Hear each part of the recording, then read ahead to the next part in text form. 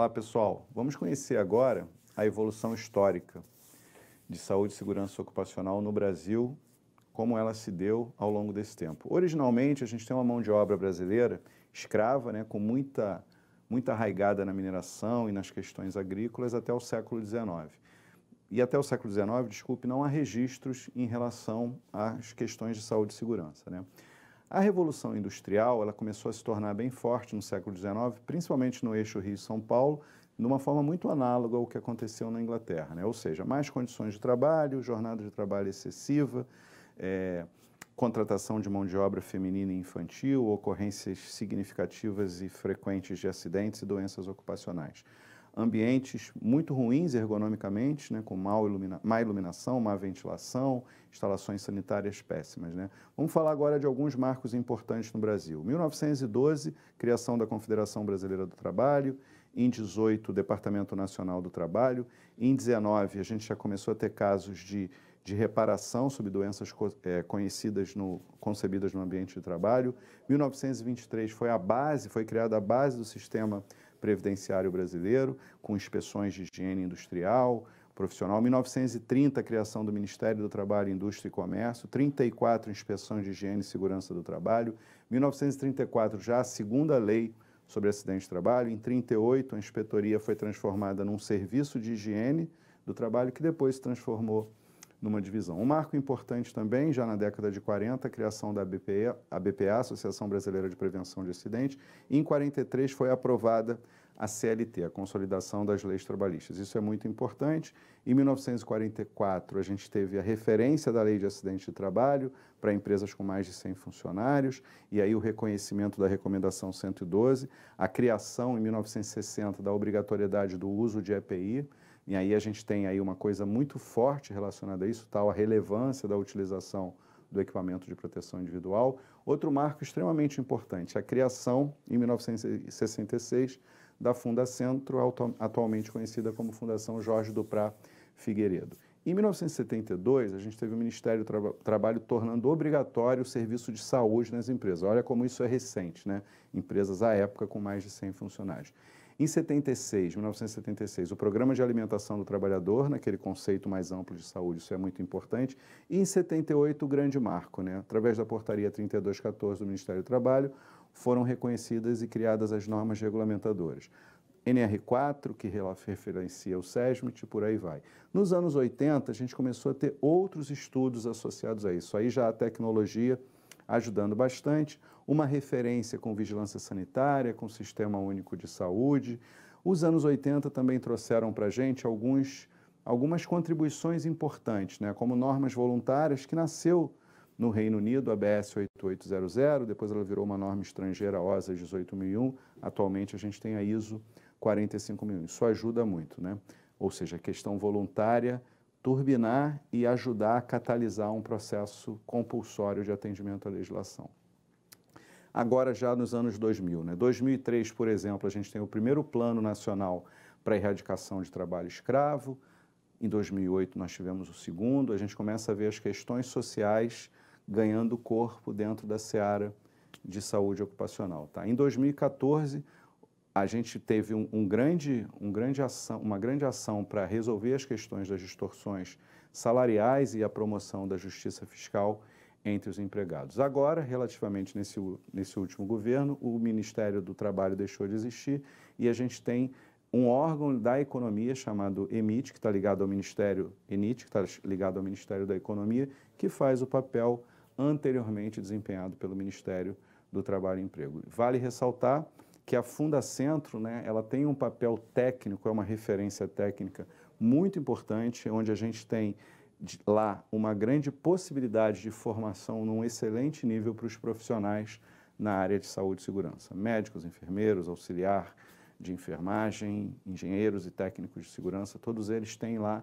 muito acervo, um acervo de publicações e de formações muito interessante. A partir de 1986, essa atribuição de competência, de garantia de competência também passou a ser executada pelo Ministério da Educação, tá? Mas, fundamentalmente, é fato que a Fundacentro tem um papel muito interessante nesse aspecto, tá? Ainda garantindo sobre o olhar tripartite, né, a representação dela no Conselho Curador através do governo, os trabalhadores e empregados por meio de suas organizações de classe, e aí um papel de destaque tanto para a OMS, Organização Mundial de Saúde, quanto para a OIT, Organização Internacional do Trabalho. Como marcos, a gente pode definir o seguinte: nós temos o Plano Nacional de Segurança e Saúde do Trabalho, conhecido como PLANSAT, que ele é um plano nacional. Qual a importância de um plano nacional reconhecido pela nossa legislação e alinhado a todas as convenções e recomendações da OIT? É que nos dá a base, já que somos um Estado membro da OIT, nos dá a base para que depois governos federal, estadual e municipal consigam desdobrar legislações e até, por analogia, normas técnicas que possam nos ajudar. Em função disso, a gente teve alguns marcos importantes, né? A OMS, em 2007, aprovou o Plano de Ação Mundial sobre a Saúde dos Trabalhadores, né? Em 2008, o Ministério do Trabalho e Emprego, à época ainda vigente, o Ministério da Saúde e o Ministério da Previdência Social, destaca as necessidades constantes de uma política na área, né? Ou seja, está faltando aquela declaração de intenções, está faltando a gente ter um grande documento onde a gente possa, a partir dele,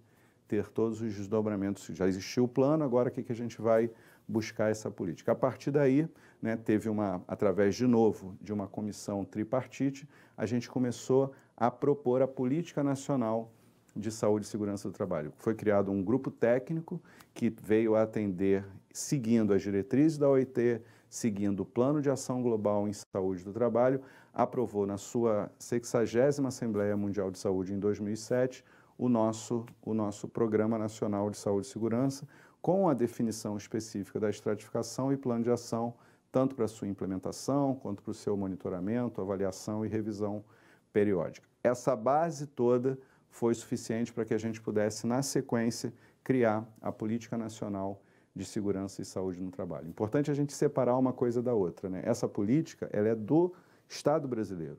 Eu não estou falando aqui da política de segurança que uma empresa tem que ter, mas a partir dessa grande política, a gente garante que o Estado cumpra o seu papel para garantir o direito básico do cidadão, fornecer ações governamentais que sejam de fato consistentes e robustas, transversais e intersetoriais. Tá? Essas ações de saúde e segurança exigem a atuação de multiprofissionais, interdisciplinares, né? A gente não está falando de um tipo de profissional só, muito pelo contrário, e visa promover a saúde, a melhoria de qualidade de vida do trabalho e, efetivamente, prevenção de acidentes e danos relacionados ao trabalho. Essas ações, dentro desse âmbito, vão constar do Plano Nacional de Saúde e Segurança com as seguintes diretrizes, só para exemplificar algumas delas, né?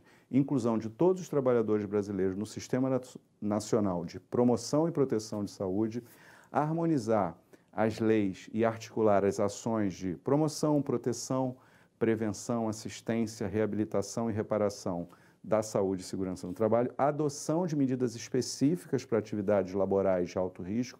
A gente tem aí muito desenvolvimento de novas tecnologias, novos riscos, uma nova relação trabalho-ser humano, né? Estrutura de rede integrada de informações em saúde do trabalhador, promoção da implantação de sistema e programas de gestão de segurança e saúde nos locais de trabalho. Esse, inclusive, é o grande desafio da atual norma regulamentadora 1, né? Trazer o programa de gerenciamento de risco para ser um gestor desse processo. Tá?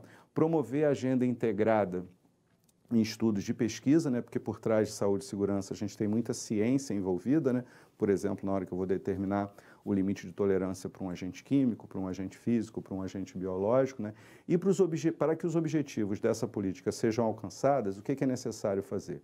Que essas ações sejam implementadas por meio de uma articulação continuada, ou seja, ações de governo nos campos da relação de trabalhador, produtor, consumidor, ambiente, saúde, com a participação voluntária também das organizações representativas de trabalho e empregadores. Aí a gente entende que esses dois marcos, do Plano Nacional de Segurança e Saúde e a Política Nacional de Saúde e Segurança, dão uma base fundamental importante para esse processo.